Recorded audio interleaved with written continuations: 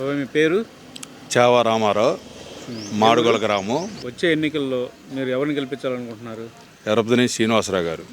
ఎందుకని? ఆయన 94 నుంచి రాజకీయాల్లో రావడం జరిగింది ఈ గురజాల నియోజకవర్గానికి. గురజాల నియోజకవర్గం ఇంతకుముందు సమితి హెడ్ క్వార్టర్ ఇక్కడ. అంతకుముందు ప్రభుత్వాలు వచ్చినాయి, ఎమ్మెల్యేలు వచ్చారు. కానీ ఈ ఎరపతిని శ్రీనివాసరావు గారు వచ్చిన తర్వాత ఫ్యాక్షన్ ఉన్న గ్రామాల్లో అన్నిటికీ గ్రామ కమిటీలు వేసి అందరినీ రాజీలు పెట్టాడు. మనం అభివృద్ధి కావాలి, వెనకబడ్డ మన పల్నాడు 94 నుంచి మొన్న 2014 వరకు కూడా ఏ విలేజ్లో కూడా గ్రామాల్లో తగాదాలు లేవు. అభివృద్ధి అంటే ఏమిటని కూడా 94 నుంచే ఈ నియోజకవర్గంలో ప్లస్ ఈ గ్రామంలో కూడా అందరికీ అర్థమైంది. మా గ్రామాన్ని 2014 నుంచి 2019 వరకు దత్త తీసుకున్నాడు ఆయన. మా గ్రామంలో మాడుగుల, అంజనాపురం, రామాపురం, జనార్దనపురం అనే హ్యామ్లెట్ విలేజ్లు ఉన్నాయి. ఈ విలేజ్ ఇంతకుముందు చాలా వెనకబడ్డ గ్రామం. ఈయన వచ్చిన తర్వాతనే మా గ్రామానికి సిమెంట్ రోడ్లు వేశారు.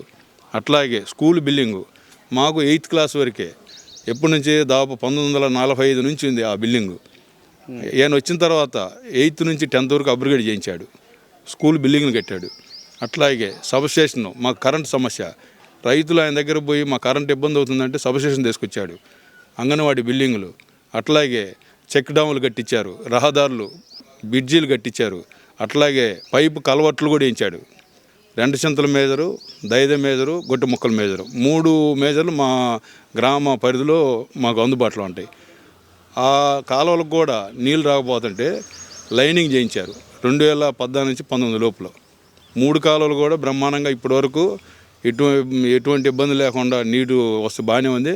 ఈ 19 నుంచి ఇప్పటి వరకు వాటర్ సమస్య బాగా ఇబ్బంది అవుతుంది. సాగునీరుకు కూడా ఇబ్బంది పడుతున్నారు. బొగ్గోగ వాటర్ స్కీమ్ తీసుకొచ్చి ఆయన 2,50,00,000 ఈ గ్రామానికి అప్పచెప్పాడు. ఎలక్షన్లు వచ్చినాయి, ఆగిపోయింది. దాన్ని వైసీపీ వాళ్ళు వచ్చినప్పుడు కూడా దాన్ని పట్టించుకోకుండా వదిలేశారు. అలాగే Madugola to Gurajala double road plus Oddulavagu మీద బ్రిడ్జి ఉంది. ఆ బ్రిడ్జి కూడా 10 కోట్లు తీసుకొచ్చాడు ఆయన. దాన్ని కూడా వదిలేశారు. ఇప్పుడు కాసుమహేశ్వరరెడ్డి వచ్చిన తర్వాత ఇంతకుముందు మా గ్రావెల్ ఉండేది. గ్రావెల్ ఈ గ్రామంలో తంబాల బోర్డు అని ఎప్పుడూ వెనకటి నుంచి మా పెద్దల టైం నుంచి చెప్పేవాళ్ళు. ఇవాళ బోర్డుగుండు చేశారు. కొన్ని వేల ట్రక్కులు, టిప్పర్లు మాడగుల నుంచి తరలించుకుపోయారు. ఎవరంటే వైసీపీ నాయకులు, ఈ వైసీపీ ప్రభుత్వం. దాన్ని ఎవడు అడ్డుకట్టలేకపోయారు. ఈ మధ్య ఎరపతిని గారు మా గ్రామంకి వచ్చినప్పుడు పోతే అసలు అది ఒక కేజీఎఫ్ ఉంది కదా, అంతకన్నంగా ఎక్కువగా ఉంది. అంత దారుణమైన పొజిషను. చేసిన అభివృద్ధి ఏదైనా ఉందంటే ఎరపతిని గారు చేశారు తప్పితే ఈ వైసీపీ కానీ అంతకుముందు కాంగ్రెస్ కానీ ప్రభుత్వాలు ఏం చేయలే. మాకు హాస్పిటల్, బ్రహ్మాండ హాస్పిటల్ ఆయన 96లోనే శంకుస్థాపన చేశాడు. ఆయన హయాంలోనే ఓపెనింగ్ కూడా పెట్టాడు. మొన్న కరోనా టైంలో మా గ్రామానికి పెద్ద వరంలాగా ఉపయోగపడ్డది. ఓడినా గెలిచిన ఈ 30 సంవత్సరాల నుంచి గురజాలను అంటి పెట్టుకున్నాడే తప్పితే ఆయన ఎన్ని ఇబ్బందులు వచ్చినా కూడా ముఖం చాటేయలేదు. ఎవరికి ఇబ్బంది వచ్చినా సరే నేను ఉన్నానని అండగా నిలబడ్డాడు. ఇలా ఎందుకే ఆయన్నే గెలవాలని మంచి భారీ మెజార్టీతోటి గెలిపించుకోవడానికి అందరం కృషి చేస్తామని చెబుతున్నాం.